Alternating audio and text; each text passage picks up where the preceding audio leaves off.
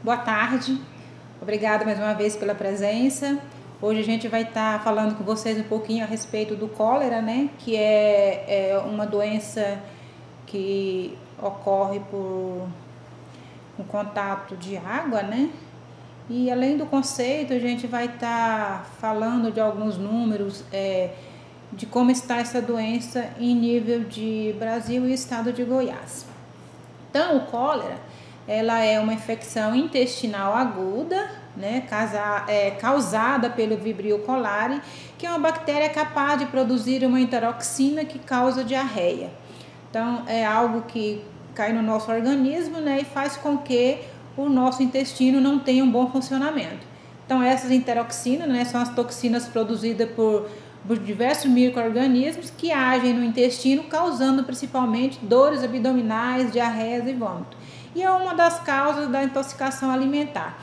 Então, quando a gente observa que você comeu algo e que isso não te fez bem, né, os principais sintomas vai ser esse mal-estar.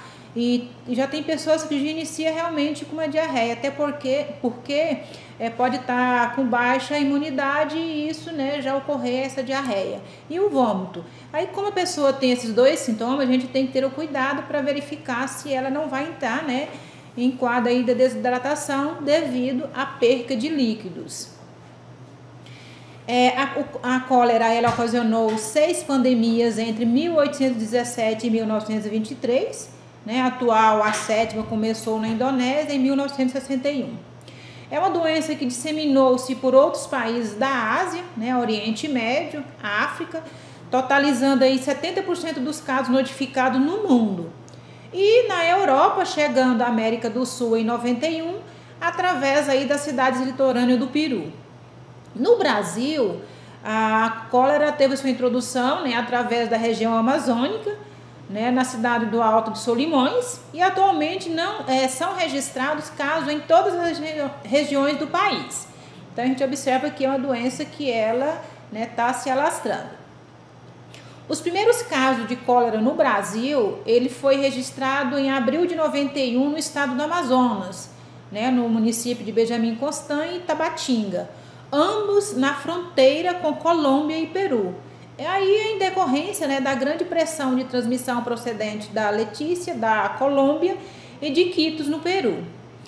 Essa epidemia, ela alastrou-se progressivamente para a região norte, seguindo o curso do rio Solimões, no Amazonas, e seus afluentes, principalmente as vias de deslocamento de pessoas da região, que é feita através de barcos. Já no final de 1991, a epidemia ela atingiu a região nordeste também, né, com os primeiros casos detectados no município de São Luís, no estado do Maranhão. Então você já verifica, né, de um estado para outro, né, ocorrendo essa epidemia. Em fevereiro de 92, a cólera foi detectada no sertão da Paraíba e logo em seguida no agreste de Pernambuco. Até o final de 92, todos os estados do Nordeste foram atingidos, tendo sido registrado aí um caso no Rio de Janeiro e outro no Espírito Santo. Em 93, foi observado o avanço da doença para a região Sudeste e Sul, e com casos registrados em Minas Gerais, 57 casos, 100 casos no Espírito Santo, né, 267 casos no Rio de Janeiro, 11 casos em São Paulo e 6 casos no Pará. E naquele ano a gente teve uma notificação de mais de 60 mil casos. Então já foi assim um quantitativo muito grande da doença, abrangendo aí esses 5 estados. Sabemos que o agente etiológico da cólera é o Vibrio cholerae, também conhecido como bengal. Ele trata-se de um bacilo gram-negativo com flagelo polar aeróbico ou anaeróbico facultativo. Então, vocês observam, né, que esse bichinho aqui horroroso, né, e que provoca aí, né, graves problemas em nosso organismo quando instalado.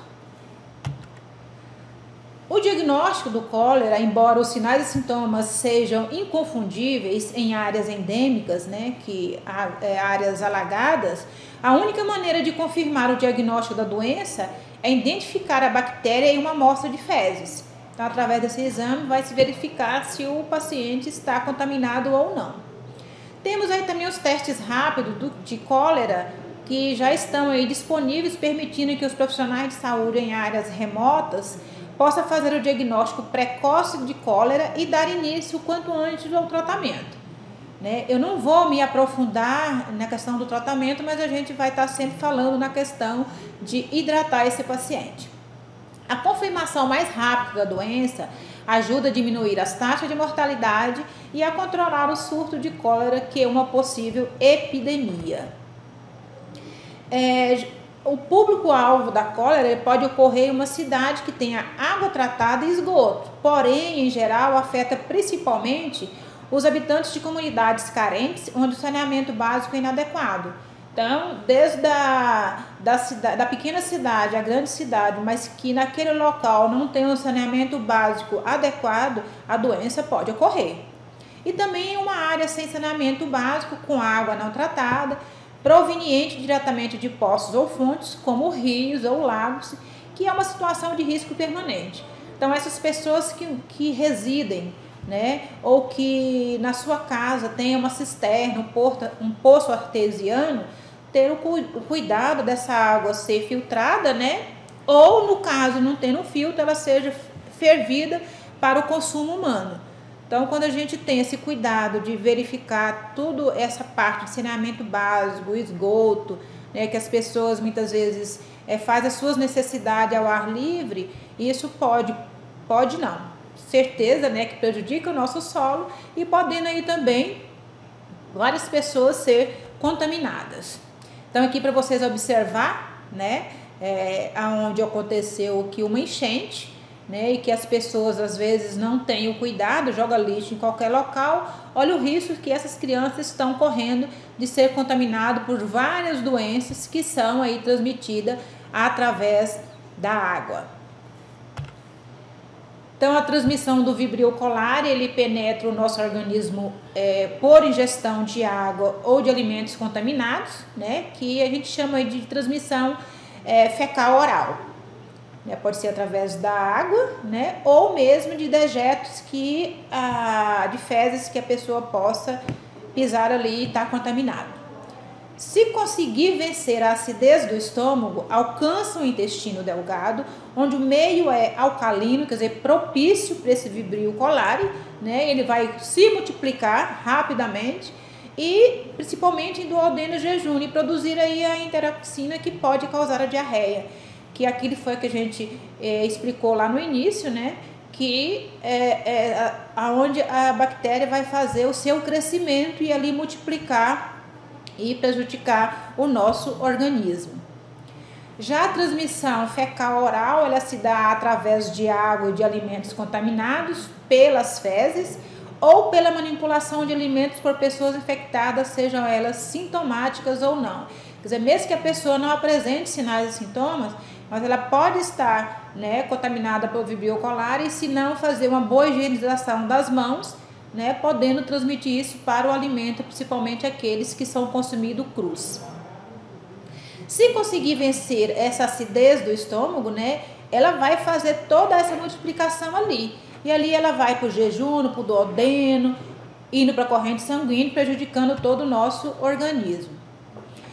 Tem registro de casos que foi encontrado em peixes, o Vibrio cholerae, frutos do mar, como ostras e mexilhões, crus ou mal cozidos, e o gelo fabricado com água não tratada fora de veículo de transmissão da doença. Então, a gente observa que tem várias formas dessa doença, de adquirir a doença. Por isso, cuidado, principalmente quando a gente viaja, que está ali na beira-mar, está sempre verificando como que esse alimento foi manipulado, como que ele foi realmente feito. Uma pessoa infectada que elimina o Vibrio cholerae nas fezes em média de 7 a 14 dias. Em alimentos, a bactéria pode sobreviver até 5 dias na temperatura ambiente, de 15 a 40 graus, ou por até 10 dias, entre 5 e 10 graus centígrados. E ele é resistente ao congelamento, embora a sua multiplicação fique mais lenta. Então, mesmo que você congele um alimento, ele vai permanecer lá. A única diferença é que a multiplicação dele vai ser diminuída, não vai ser tanto quanto acontece no nosso organismo e que nós temos ali uma produção alcalina bem maior. Então aqui vocês observam, né, a questão onde essa criança está pegando essa água, né, um ambiente totalmente inadequado, e essas casas, né, próximo de esgoto, né, quer dizer, aonde não tem um saneamento básico adequado, aonde essa casa realmente não tem uma infraestrutura adequada, e que podem, aí, nesse caso, esses moradores, né, ser infectados, né, ou contaminado por qualquer outra doença que seja transmitida através da água.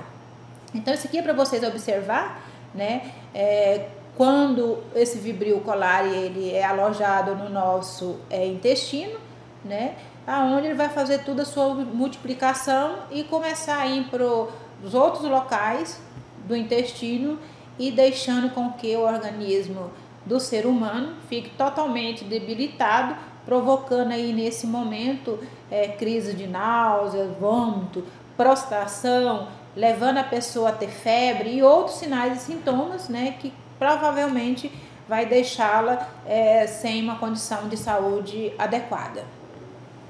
Dentro do quadro clínico, na maioria das vezes, a infecção ela é assintomática, quer dizer, não apresenta nenhum sinal e sintoma em mais ou menos 90% das pessoas, ou produz a diarreia de pequena intensidade. Então, às vezes, a pessoa tem uma ou duas vezes, né? Então, não se preocupa muito. Ah, foi alguma coisa que eu comi e tal. Não fica ali, muitas vezes, preocupada se aquilo ali vai permanecer. O principal sintoma é a diarreia volumosa, quer dizer, a partir do terceiro episódio já é considerado uma diarreia. A gente já tem perca ali de vários eletrólitos, né? Que começa de repente, acompanhada por vômitos, mas raramente por febre, cãibras, perda ponderal e dores abdominal. Então, geralmente a dor abdominal é uma das causas principais, né? Quando a pessoa está com algum tipo de intoxicação, principalmente alimentar. E aí tem os outros problemas, a pessoa também que está quando está com jeca, né? Que é o gastroenterolite aguda, né? Também pode provocar. Então, para a gente saber se é ou não o cólera, né? Tem que se fazer, né, o exame de fezes ou o teste rápido. A pessoa apresenta uma diarreia com fezes líquidas, acinzentadas, sem odor fétido e sem sinais de sangue ou pus. Em questão de poucas horas, a perda excessiva de água e de sais minerais nas evacuações pode resultar em desidratação grave, baixa expressiva de pressão arterial, insuficiência renal e coma, podendo levar até a morte. Então, a pessoa pode entrar aí num quadro desse, né, de uma desidratação tão grave, podendo levar a pessoa em quadro de hipotensão, dificuldade realmente de realizar a sua diurese e levando ao óbito. E o óbito pode acontecer em até 50% das formas graves não tratadas. Então, quanto mais cedo, né, o paciente procurar um médico com qualquer sinal ou sintoma que se observar, né, é importante o diagnóstico seja feito rápido, porque aí o paciente tem uma maior probabilidade de se curar sem maiores problemas. Então, os principais sintomas é a diarreia intensa, dores abdominal tipo cólica, desidratação, vômitos e náuseas, hipotensão com risco de choque hipovolêmico fatal, né?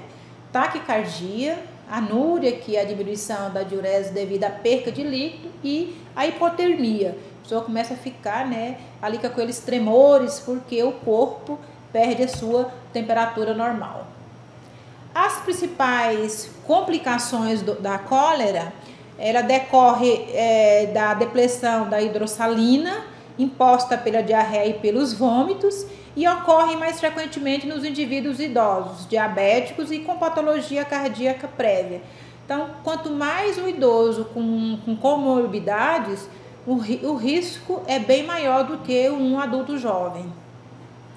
A desidratação não corrigida levará a uma deterioração progressiva da circulação, da função renal e do balanço metabólico, produzindo aí dano irreversível a todos os sistemas do organismo e, consequentemente, aí, acarretando a essa pessoa choque hipovolêmico, necrose renal, paralisia do ilho, né, atonia intestinal, esse intestino parar, quer dizer, a pessoa ter dificuldade de evacuação, hipocalemia, levando a arritmias cardíacas, hipoglicemia, esse aumento do açúcar no sangue, provocando aí convulsões e coma, principalmente em crianças, e aborto e parto prematuro em casos com choque hipovolêmico.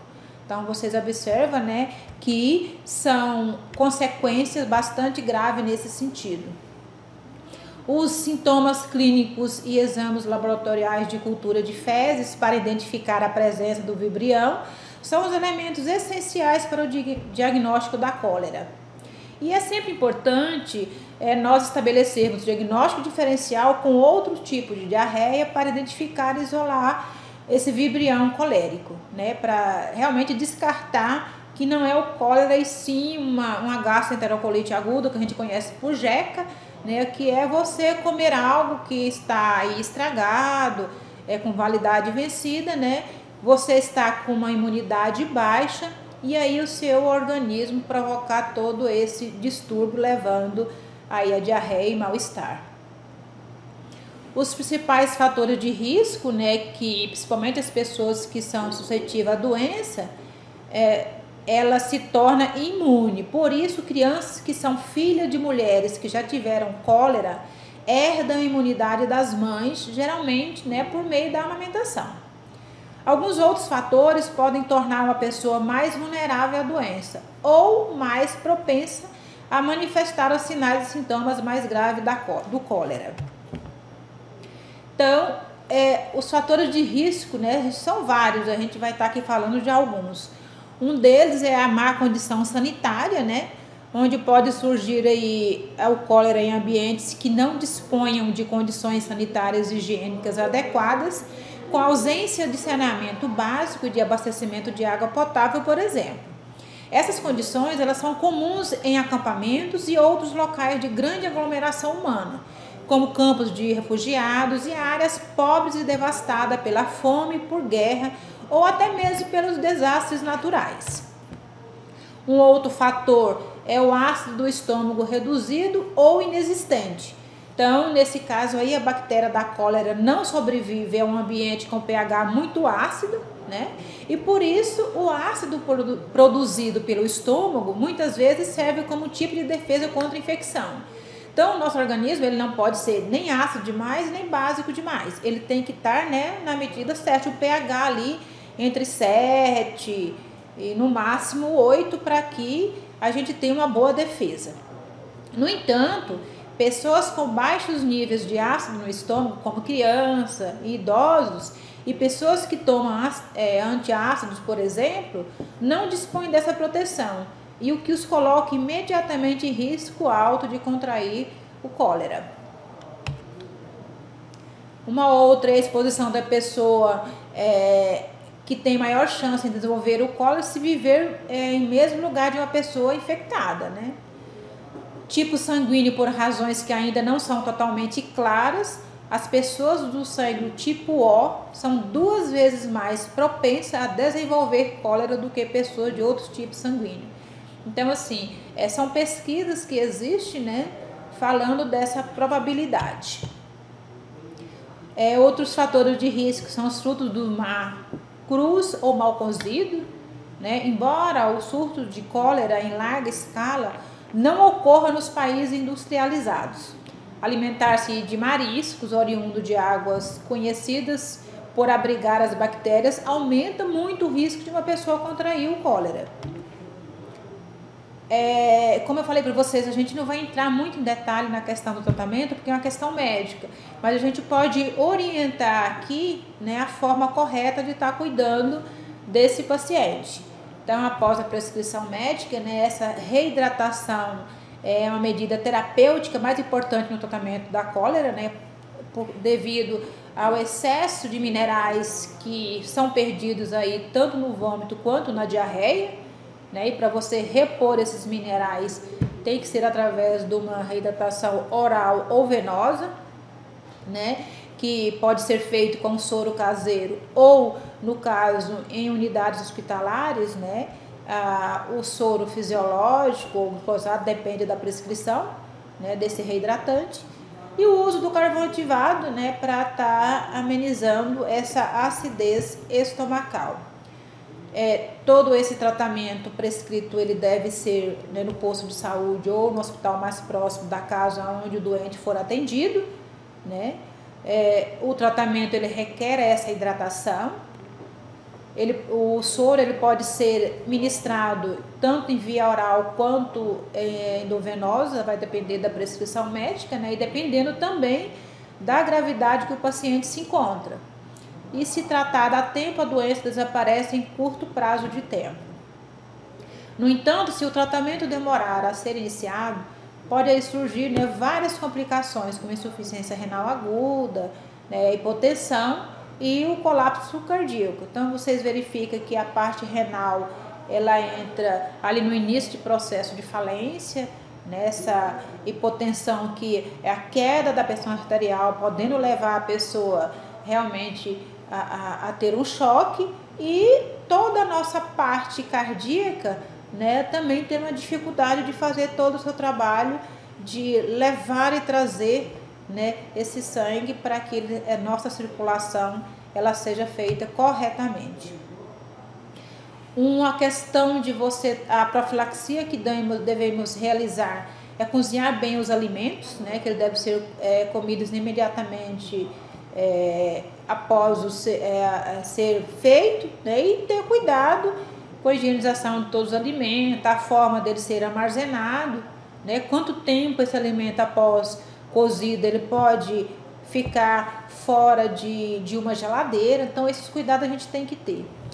A higienização das mãos ela é imprescindível, né, tanto no preparo do alimento quanto antes e depois de você se alimentar, e também todas as vezes que você usar o sanitário ou até mesmo na troca de fralda do seu bebê. Manter limpa toda a superfície da cozinha, né, quer dizer, da casa, vasilhas e pratos nos quais você utiliza para lhe servir todo o seu alimento. Então, quando a gente tem esses cuidados, a gente está fazendo o quê? Promoção de saúde.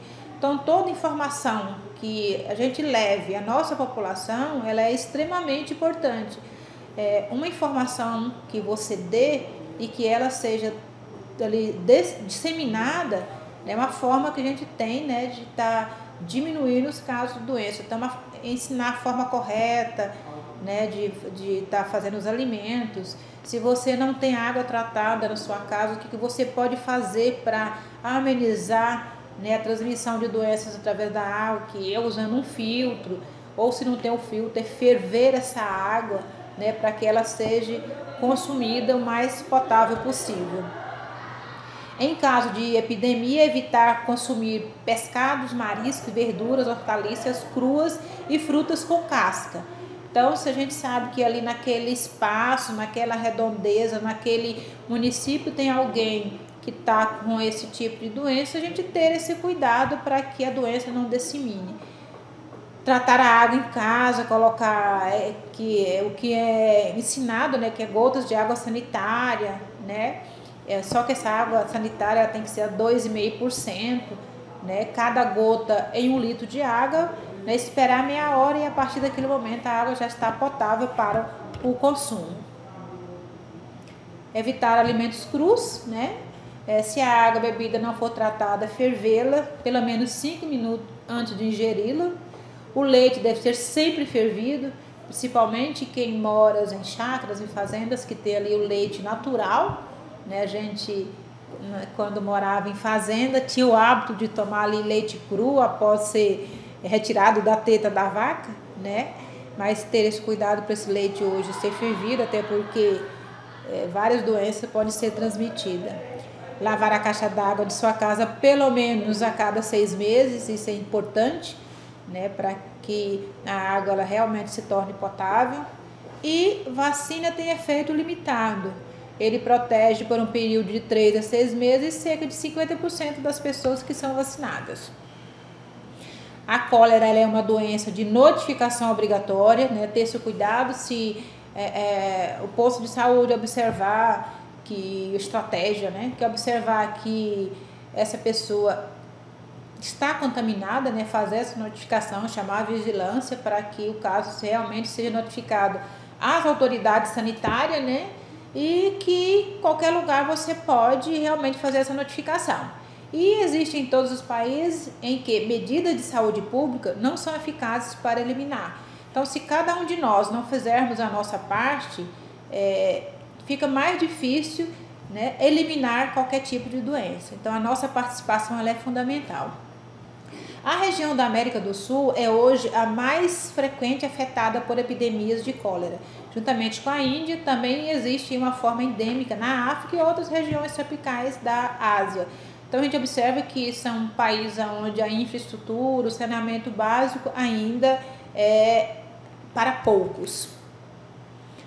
E para prevenirmos a doença, né, lavar constantemente ou higienizar as mãos com água e sabão.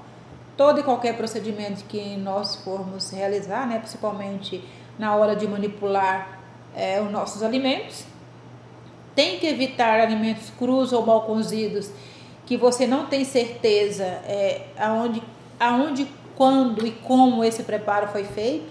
É claro que na sua casa, como você sabe como preparar, você pode consumi-lo, né?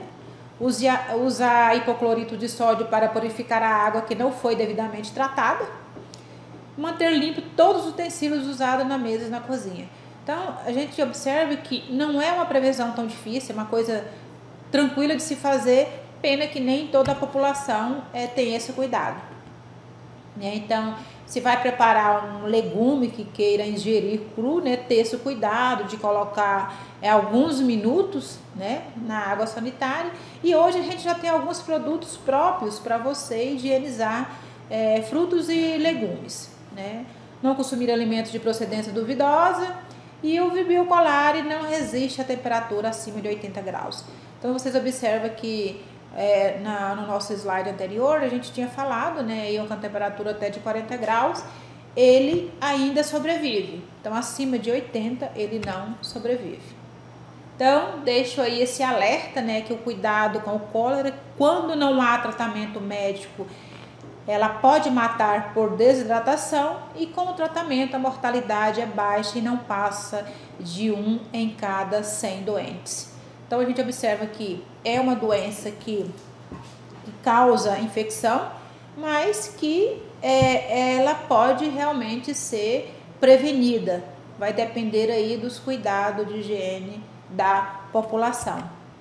Então aqui eu sempre eu coloco, né, no final das nossas aulas um folder do Ministério da Saúde, aonde praticamente ele informa como se deve proceder em caso de doenças. Então, nesse caso aqui, né, o que não deve fazer, né, beber água de qualquer poço ou mesmo fazenda, sítio, né, que esteja contaminado porque não tem certeza, né, não deve comer frutas e legumes sem ser higienizado com uma água sanitária, né, ou mesmo lavar com água e sabão e enxaguar em água corrente, né. E o que você deve fazer, né, beber água potável, né, frutas e legumes que seja bem higienizado, né, desinfectar a água que você vai utilizar para seu consumo e tentar, né, da melhor forma possível, né, cuidar de toda essa higienização. E se aparecer de repente diarreia, né, dê muita água, né, porque a água vai ajudar na hidratação. A água só não faz repor os minerais que é perdido. Aí nesse caso, né, tem que se fazer uma hidratação endovenosa, aonde a gente vai ter ali os minerais suficientes para repor essa reposição, principalmente quando a pessoa tem diarreia e vômitos, né? E deve ir à urgência mais perto da sua casa em caso de qualquer sinais e sintomas que se apresente. Eu comi alguma coisa e por isso eu tô só com uma dorzinha de estômago, vou tomar um remedinho aqui e ficar por isso mesmo. E às vezes essa infecção, ela se torna mais grave, e quando a pessoa vai procurar o médico, talvez já seja tarde demais. Então, se a gente tem esses cuidados, né, a probabilidade de doença ela é bem menor. Então, para a nossa aulinha de hoje, eu usei alguns dados e artigos do Ministério da Saúde, onde a maioria das nossas informações, né, é feita através do que portarias e resoluções nos traz. Então, eu agradeço a presença de todos, o meu muito obrigado, desejo um bom final de semana e até a próxima.